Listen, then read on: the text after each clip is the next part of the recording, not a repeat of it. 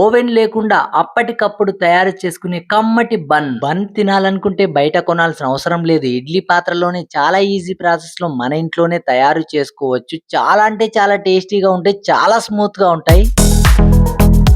ముందుగా ఒక గిన్నె తీసుకున్నా. అలాగే కొద్దిగా గోరువెచ్చటి పాలైతే తీసుకున్నా. ఈ గోరువెచ్చటి పాలు ఈ పెద్ద గిన్నెలో వేస్తున్నా. ఇందులో ఒక స్పూన్ ఈస్ట్ వేస్తున్నా.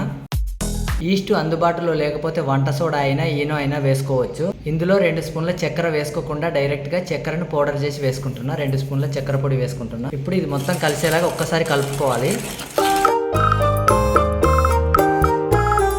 ఇప్పుడు మూత పెట్టి ఒక 5 నిమిషాల పాటు పక్కన పెట్టుకోవాలి. 5 నిమిషాల తర్వాత మూత అయితే తీస్తున్నా. చూసారా, ఈస్ట్ బాగా యాక్టివేట్ అయ్యి ఇట్లా పొంగినట్టుగా రావాలన్నమాట. కనిపిస్తుంది కదా, ఇట్లా పొంగినట్టుగా కావాలి.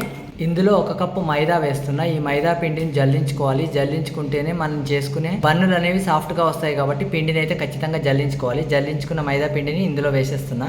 ఇప్పుడు మొత్తం ఒకసారి కలుపుకుందాం. పిండిని మనం చపాతీ ముద్ద ఎలా కలుపుకుంటామో అలా కలుపుకోవాలి. 1 స్పూన్ ఆయిల్ అయితే వేసుకోవాలి. ఆయిల్ వేసిన తర్వాత మొత్తం ఒకసారి కలుపుకుంటున్నా. మన దగ్గర బటర్ ఉన్నా వేసుకోవచ్చు. మనకు అందుబాటులో అందరికీ నూనె ఉంటుంది కాబట్టి నేను ఆయిలే వేసేస్తున్నా. ఆయిల్ వేసిన తర్వాత మొత్తం ఒకసారి కలుపుకుందాం. పిండిని మాత్రం చాలా సాఫ్ట్గా అయ్యే వరకు కలుపుకోవాలి. అప్పుడే మనకు బన్నులు అనేవి చాలా స్మూత్గా వస్తాయి కాబట్టి. ఇలా మొత్తం కలిపి పెట్టుకున్నాం కదా, పైనుంచి మూత పెట్టి ఒక అరగంట సేపు వదిలేయాలి. చూసారా, పిండి ఎంత యాక్టివేట్ అయితే ఇట్లా అవుతుంది అనమాట. చూసారా, డబల్ క్వాంటిటీ అయిపోయింది. అంటే ఒక అరగంట సేపు రెస్ట్ ఇస్తే మాత్రం పిండి ఇలాగ అవుతుంది అనమాట. ఈ పిండిని మొత్తం ఒక్కసారి బయటికి తీద్దాం. చూసారా ఎట్లా పొంగిందో. ఇట్లుంటే మాత్రం మనకు బన్ను సూపర్గా సాఫ్ట్గా వస్తుంది అనమాట. షాప్లో కొన్నదానికంటే కూడా చాలా అంటే చాలా బాగా వస్తుంది. బన్ను రెడీ చేసుకోవడానికి గిన్నెలోంచి అయితే పిండి అయితే తీసుకున్నాను. ఇప్పుడైతే ఒక నైఫ్ తీసుకున్నాను. ఇది కొత్త మోడల్ అంట, మా అన్న తీసుకొని వచ్చినాడు. ఇది ముక్కలుగా చేద్దాం మనము. 4 ముక్కలుగా అయితే చేస్తున్నా. ముక్కలుగా చేసుకున్న తర్వాత ఒక్కొక్క భాగాన్ని చేతిలోకి తీసుకొని ఇట్లా కనిపిస్తుంది కదా, ఈ టైప్లో అనుకోవాలన్నమాట. ఇట్లా అనుకోవాలి. ఇట్లా అనుకొని ఇట్లా ముద్దల్లాగా చేసుకోవాలి.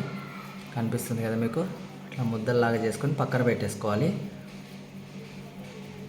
అన్నింటినీ ఇదే విధంగా రెడీ చేసుకోవాలి.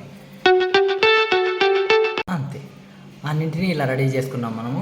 ఇప్పుడు ఒక ఇడ్లీ పాత్ర అయితే తీసుకున్నాను అనమాట. ఇడ్లీ పాత్ర తీసుకొని కొద్దిగా చేతికైతే ఆయిల్ అప్లై చేసుకున్నాను. ఈ ఆయిల్ని ఈ ఇడ్లీ పాత్ర గుంతలు ఉన్నాయి కదా, వాటికి మొత్తం ఇట్లా అప్లై చేయాలన్నమాట. చూస్తున్నారు కదా, మరీ ఎక్కువ క్వాంటిటీ ఏం అవసరం లేదండి. కొంచెం ఒక్కొక్క పిండి ముద్దలు తీసుకొని ఈ గుంతలలో పెట్టేసుకోవాలి. మనం ఇడ్లీలు తయారు చేసుకుంటాం కదా, ఆ గుంతలలో పెట్టేయాలన్నమాట. కనిపిస్తుంది కదా, ఇలా నిదానంగా పెట్టేయాలి. అంతే, ఇలా రెడీ చేసుకున్నాం కదా. ఇప్పుడు ఒక నాన్ స్టిక్ కడాయి తీసుకొని అందులో పెట్టేస్తున్నా. అందులో పెట్టేసి ఇది పక్కన పెట్టేస్తున్నా ఒక 2 నిమిషాలు. స్టవ్ వెలిగించి కుక్కర్ గిన్నె పెట్టుకున్నా. బన్నుల కోసం నాన్ స్టిక్లో పెట్టి మనం పక్కన పెట్టేసుకున్నాం కదా ఇడ్లీ పాత్ర. అంటే కొంచెం ఉబ్బిపోయినట్టుగా అయిపోయింది. ఈ ప్లేట్ అయితే తీస్తున్నాను నేను ఇప్పుడు ఈ కుక్కర్ గిన్నెలో పెడుతున్నా. అందుకోసమే వేడెక్కాల్సిన అవసరం లేదు అని చెప్పిన. కింద మనకు స్టాండ్ కూడా అవసరం లేదనమాట. ఎందుకంటే ఇడ్లీ ప్లేట్కి స్టాండ్ లాగా ఉంటుంది కాబట్టి కింద స్టాండ్ పెట్టుకోవాల్సిన అవసరం లేదు. ఇందులో పెట్టేసిన కదా. ఇప్పుడు నేను పైనుంచి మూత పెట్టుకొని 5 నిమిషాలు హై ఫ్లేమ్లో, 15 నిమిషాలు మీడియం ఫ్లేమ్లో బేక్ చేసుకోవాలి. 5 నిమిషాల తర్వాత మూత అయితే తీస్తున్నా. చూసారా ఎంత బాగా పొంగేసాయో, చాలా బాగున్నాయి. ఇప్పుడైతే మొత్తం రెడీ అయినాయి. కాకపోతే మంచి కలర్ రావాలి కాబట్టి పైనుంచి ఆయిల్తో కోటింగ్ అయితే చేస్తున్నా. లైట్గా ఇట్లా అప్లై చేయాలన్నమాట పైనుంచి. ఇప్పుడు ఆయిల్ అప్లై చేసినాం కదా, మూత పెట్టేద్దాం. ఇప్పుడైతే ఒకసారి మూత తీసి చూద్దాం. ఆహా, ఎంత మంచి కలర్ వచ్చాయో చూడండి. ఇప్పుడైతే మనకు బన్నులు పర్ఫెక్ట్గా రెడీ అయిపోయినాయి. ఇప్పుడు స్టవ్ ఆఫ్ చేస్తున్నా. స్టవ్ ఆఫ్ చేసి ఒక 5 నిమిషాలు చల్లారిన తర్వాత బయటకైతే తీస్తాను. చాలా ఈజీ ప్రాసెస్లో తయారు చేసుకునే బన్నులు అనమాట.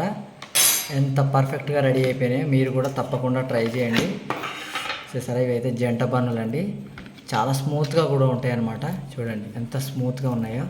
మీరు కూడా తప్పకుండా ట్రై చేయండి. బయట కొనాల్సిన అవసరం లేకుండా ఇంట్లోనే ఈజీగా తయారు చేసుకునే కమ్మనైన బన్నులు అన్నమాట. చూసారా ఎంత పర్ఫెక్ట్గా, ఎంత మెత్తగా ఉందో చూడండి.